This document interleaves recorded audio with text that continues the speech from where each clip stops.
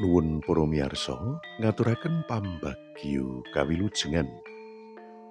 Mugi jengandika sedaya dalasan kulawarga tansah manggih raharja.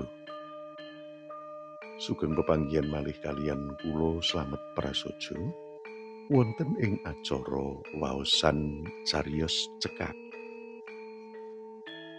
Wekdal menika sampun sumadyo ngaturaken waosan cariyos kanthi irah-irahan nalika srengenge bleret. Seratanipun Ardini Pangastuti ingkang kapacak wonten ing cerita cekak. Kalawarti panyebar semangat nomor 28 tanggal 12 Juli 2020. Mugi atur waosan cariyos menika katampi kanthi renaning penggalih. Sugeng midhangetaken.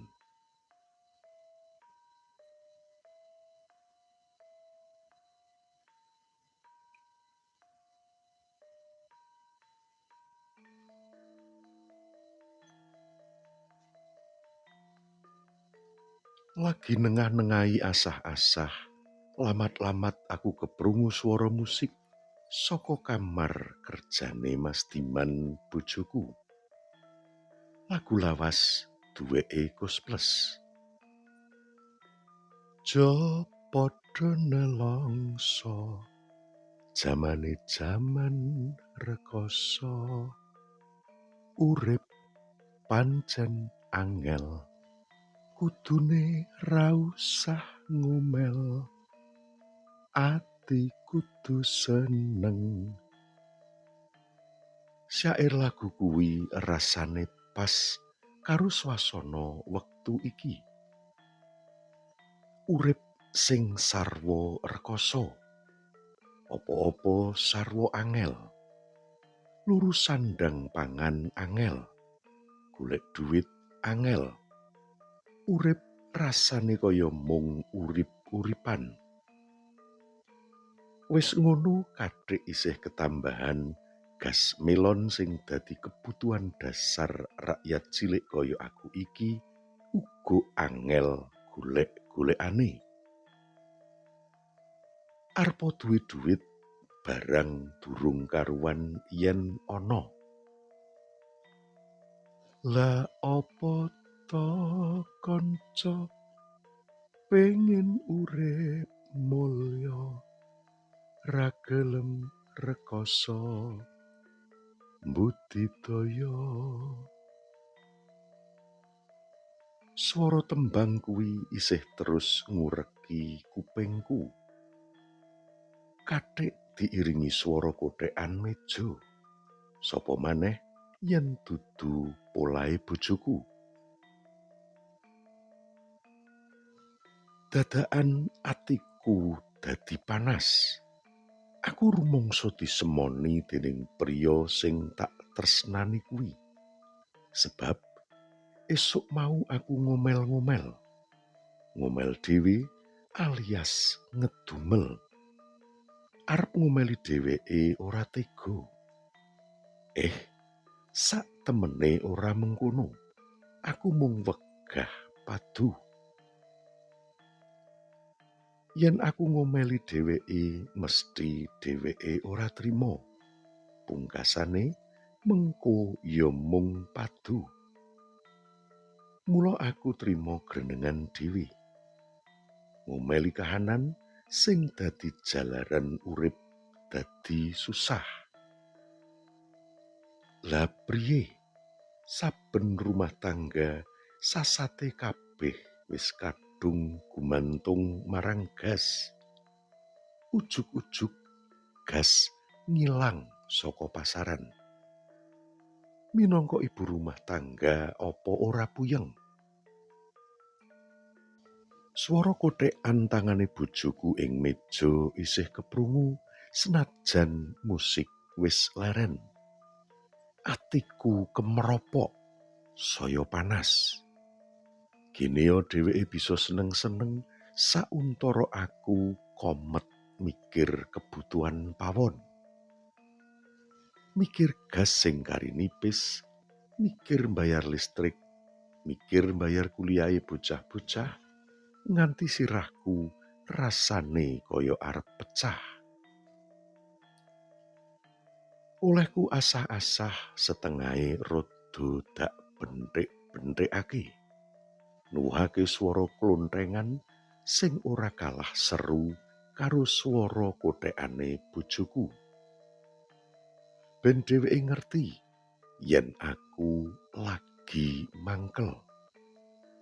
Tenan, swara kothekan kuwi dadi mandeg. Ora let suwe dheweke wis njedul ing pawon. Ana apa, Bu? Pitakone sareh. Ora apa-apa, mung mangkel wae, ujarku tanpa mengu. Isih karo ngentas piring lan sendok saka papan asah-asah, banjur tak seleh ing rak kanthi waton. Wis, yen kesel ya leren. Ora usah dipeksakake nyambut gawe.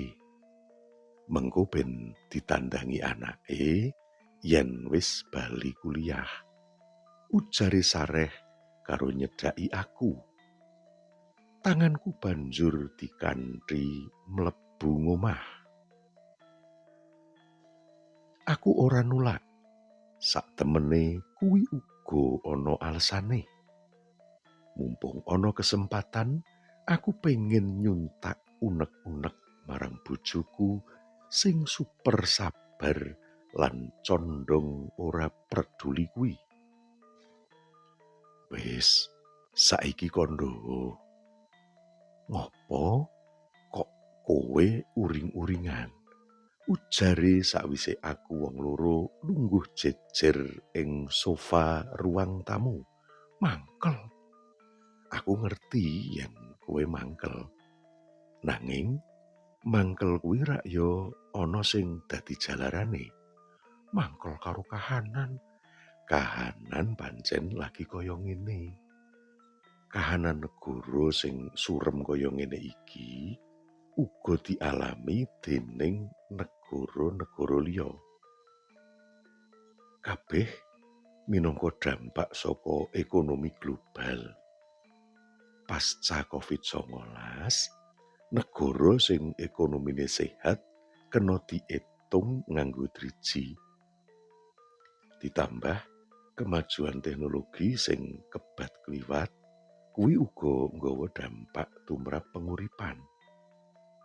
Kita bejo urip ing Indonesia, senajan ekonomi megap-megap, nanging isih tetep bisa bertahan. Ujare bojoku sing mantan wartawan kuwi. Priya kinasih iku kena rasionalisasi. Tembung alus saka PHK. Amarga koran papane kerja wiwit mobat mabit krana maneka werna sebab.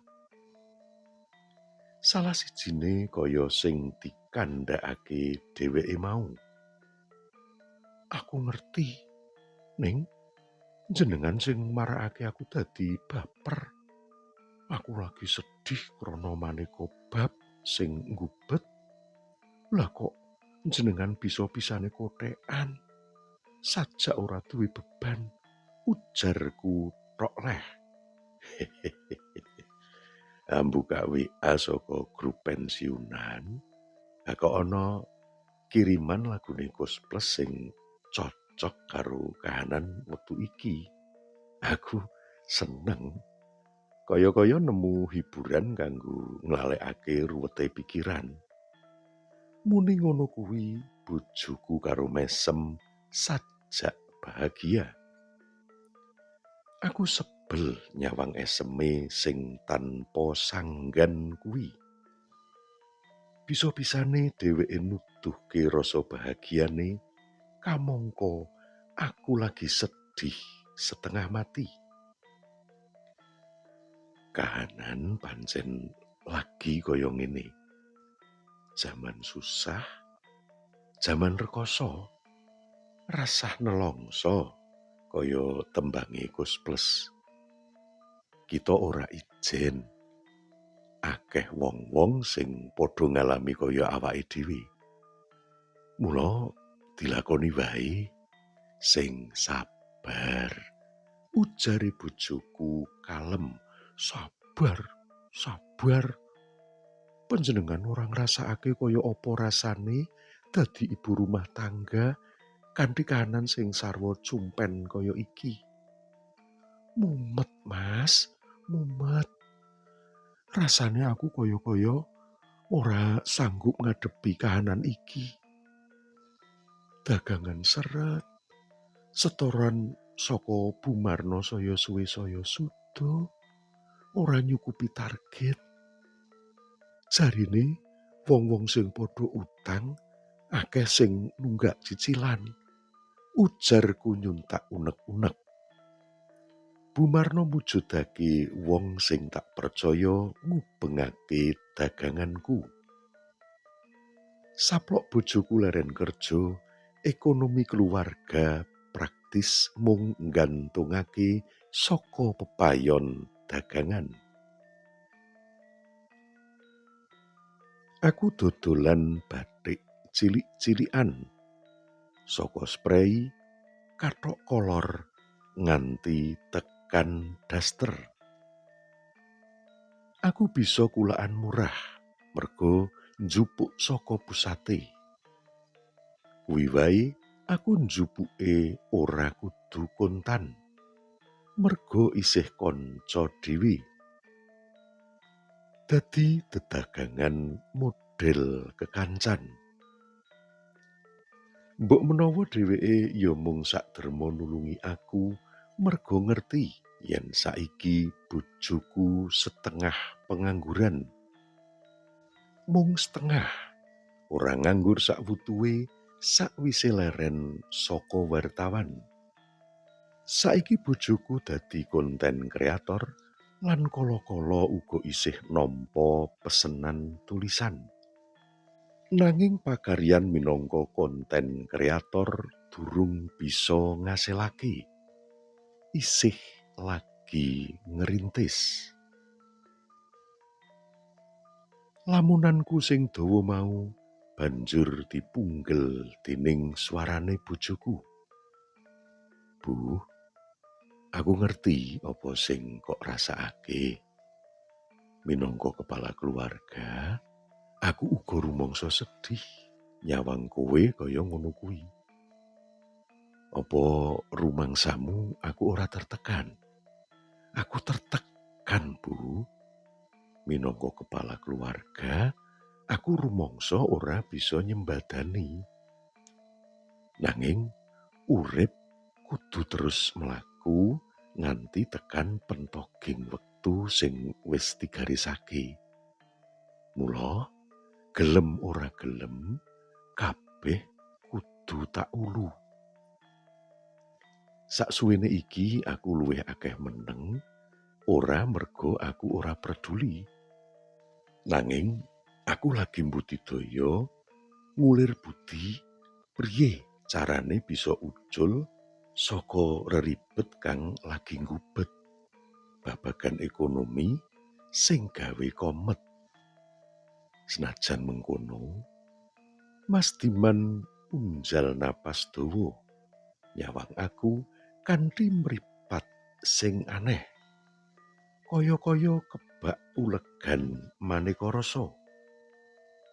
Senajan mengkono ngapa pitakonku ora sranta weruh bojoku ora enggal-enggal nerusake anggone kandha. Senajan mengkono kudu tetep disyukuri. Saora-orane kita ora nganti kapiran. Saben dina isih bisa mangan. Ora nganti kejiret utang sing nekak gulu. Utange awake dhewe arak mung utang lunak sing tanpa anakan. Sebutane pancen utang. Nanging saupama awake dhewe arep ngemplang uga bisa, ujare bojoku sareh. His, Sing jeneng utang kuwi ya tetep utang. Apa wae alesane ya kudu tetep disaur. Iya, aning nyaure rak bisa kapan-kapan. Dek, rasane kaya ana barang antep kang nibani dadaku. Aku dadi kelingan marang kanca-kanca sing saksuwene iki tansah mbiyantu kulawargaku kanthi aweh potang marang aku apa dene bojoku. Kapan kae aku sowan Mbak Nung, wanita karir sing mapan. Sing lanang mantan wartawan kancane Mas Diman. Aku tau utang kanggo kebutuhane anakku, bayar kuliah lan tetek bengek liyane nalika anakku ragil anyaran mlebu kuliah. Nanging tekan saiki nganti anakku meh lulus durung bisa mbalekake. Sasi kepungkur aku mara menyang daleme tawa dagangan karo kondo yen aku durung bisa mbalekake utang. Rasa dipikir kuwi gampang. Sok wae yen dina wis kerja oleh mbalekake, ujare enteng. Banjur kreditor liyane juragan bathik sing masok daganganku. Yen tembayatan karo aku, sing penting setoran beres. Kuwi kanggo kelancaran perusahaan. Dene yen kowe butuh bantuan kanggo keperluan liyane ing saknjabane urusan dagang, kondo wae. Ora apa-apa, rasa rikuh. Aku tulus, Rin. Aku ngerti kahananmu saiki cukup abot. Biyen saupama aku ora ngrintis bisnis, mung jagakake kas kayane Mas Wahyu, mbok menawa nasibku saiki uga ora beda karo kowe. Ujare Mbak Nung sisiane Mas Wahyu sing sak kantor lan senasib karo bojoku. Isih akeh maneh wong-wong sing tetulung utawa sabiyantu marang aku lan kulawargaku sajroning ngalami urip nyungsep kaya iki. Nganti tekan pembantuku sing asline pancen wong desa, saben panen ajeg ngeteri beras. Isih ketambahan sayuran lan klopo. Niki kula nembe panen, Bu.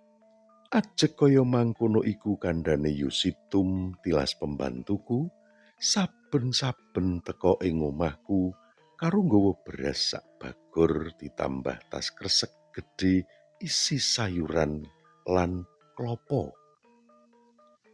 Kala-kala uga isih ditambahi jadah tempe karemenane bojoku. Aku kerep trenyuh yen Yusitum teka nggawa gawan mbriyut kaya iku. Ning uga muji syukur. Tujune biyen dek nalika isih sugih aku ora pelit. Yusitum tau tak tulungi nalika arep mantu. Dheweke arep ngiris sawahe kanggo wragat mantu anake wedok. Ning tak penggak. Butuhmu pira to, Yu? Tak silihi. Mengko dicicil sak duwemu, ujarku marang Yusitum. Kala semono aku lagi nyekel duit akeh merga bojoku mentas nampa dum-duman warisan saka kulawargane. Ning bodhoku, wektu kuwi kok ya ora kepikiran buka usaha, malah mbangun omah.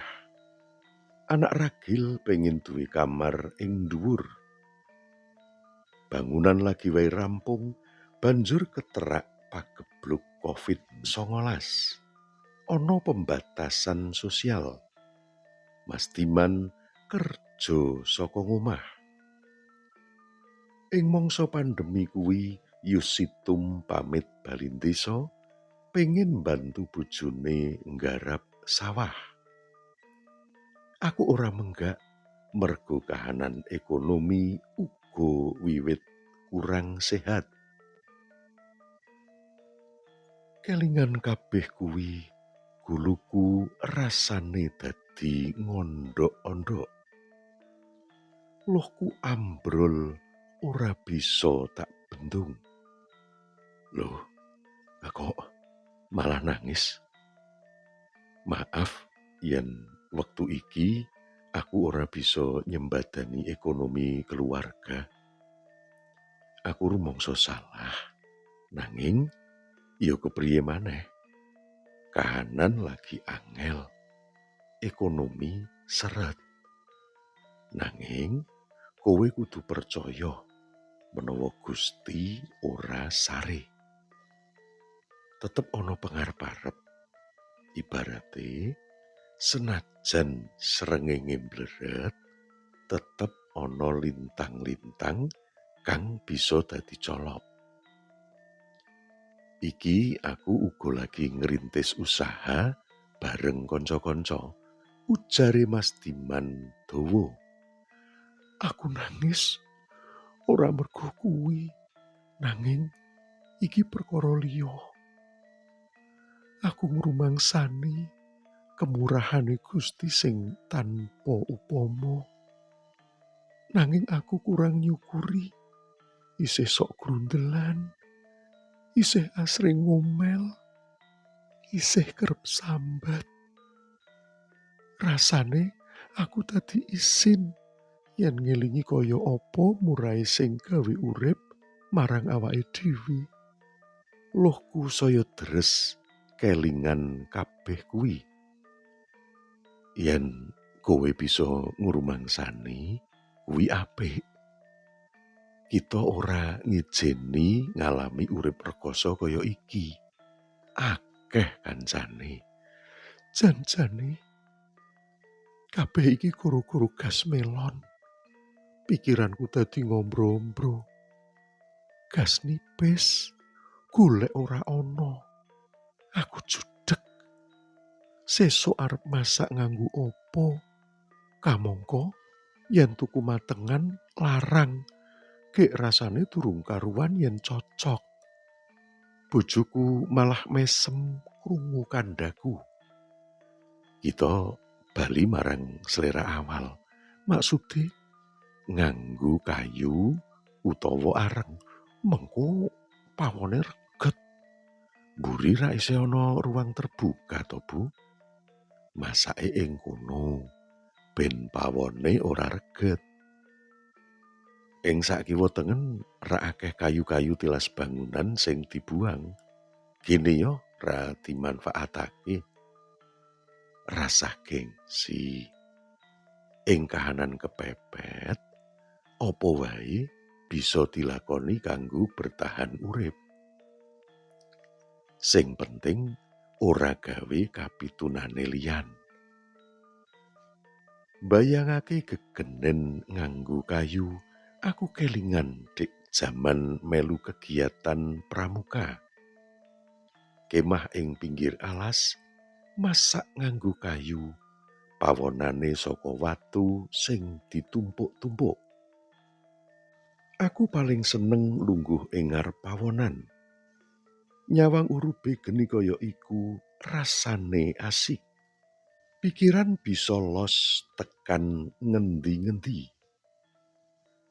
Saiki mbayangake gegenen nganggo kayu, rasane aku kaya bali menyang masa remaja maneh.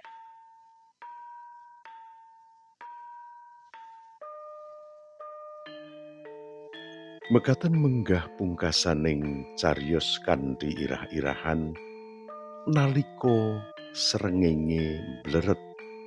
Seratanipun Ardini Pangastuti ingkang kapethik saking cerita cekak kalawarti panyebar semangat nomor 28 tanggal 12 Juli 2020. Mugi atur waosan cariyos menika saged dados panglipur sawetawis.